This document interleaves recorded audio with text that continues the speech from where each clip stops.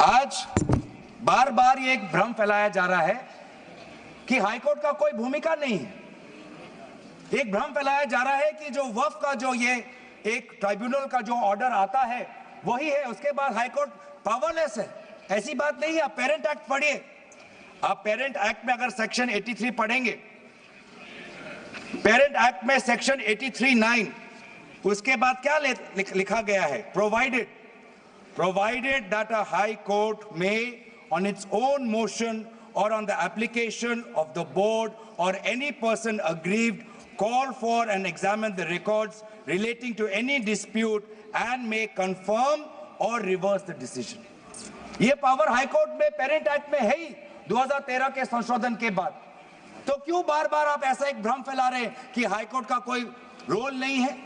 अगर कहीं अन्याय हुआ है, अगर कहीं अन्याय हुआ है, चाहे दक्षिण में हो, उत्तर में हो, उत्तर पूर्वांचल में हो, पश्चिम में हो, तो सेंट्रल गवर्नमेंट के पास वो पावर्स हैं।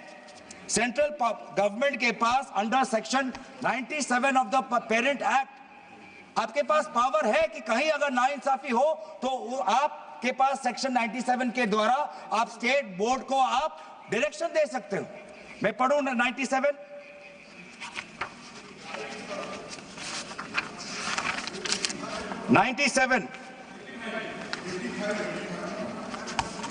Directions 96 for the power of the central government to regulate secular activities of OCF, powers 97 directions by state government subject to any directions issued by the central government under section 96.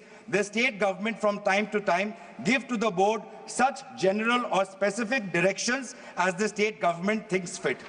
मैं जानना चाहूंगा, आपके बहुत जगह आपकी double engine की सरकार है, बहुत जगह आपकी डबल इंजन की सरकार है, कहीं कहीं आपकी सहयोगी दल की भी सरकार है। आपने पिछले 10 साल में कितने बार इस सेक्शन 97 का आपने इसका इस्तेमाल किया? कहीं भी आप अगर नाइंसाफी हुआ तो कितने बार आपने सेक्शन 97 का आपने इस्तेमाल किया? उसका बोलिए, फिर जाके बोलिए कि ये जो पेरेंट एक्ट है ये कमजोर एक्ट है। पूरी ताकत दी हुई है।